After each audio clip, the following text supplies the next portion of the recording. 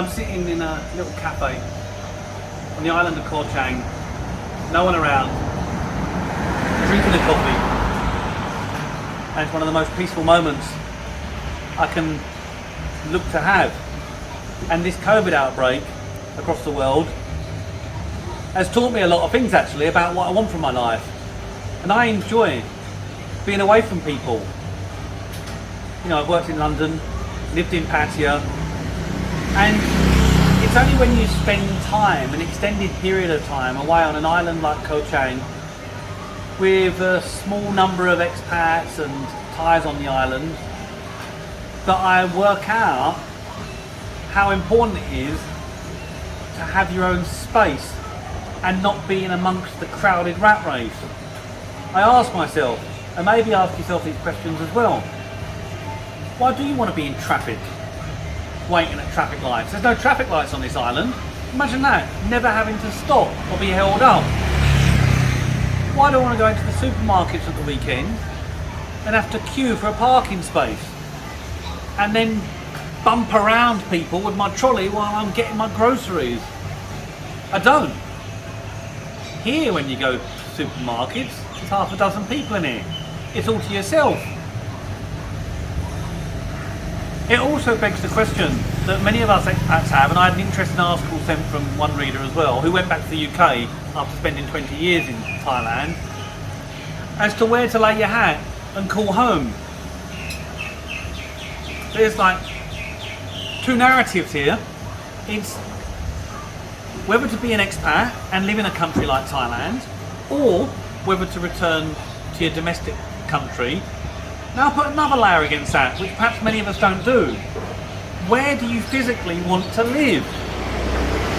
In a town, surrounded with people, with more attractions and things to do? Yeah, I understand that. Or are you someone that enjoys space and their own time that a village in the UK or an island on Thailand would give you? And sometimes I jump, as do many expats, from where do I want to live? And you'll bounce. 1 month you're convinced that maybe I've made the wrong decision, I need to go back to the UK because, you know, that gives my children more of a normal life, and it's more functional, and it's a place where you should raise your family. And yet other times you think, why would I lose the lifestyle of Thailand? Now I think some of your motivations aren't what you think, and perhaps they can be based on how you're getting on with your life in that particular week or month. You know, if business is struggling, or you've had an argument with someone, maybe it's a Thai, it's rare by the way, it's a catalyst to say, I need to go back to the UK. Your decision therefore is one to escape rather than the pool benefits of that particular country. And then vice versa. You're having a great time, you've had a great time at the beach, a lovely barbecue, business is booming.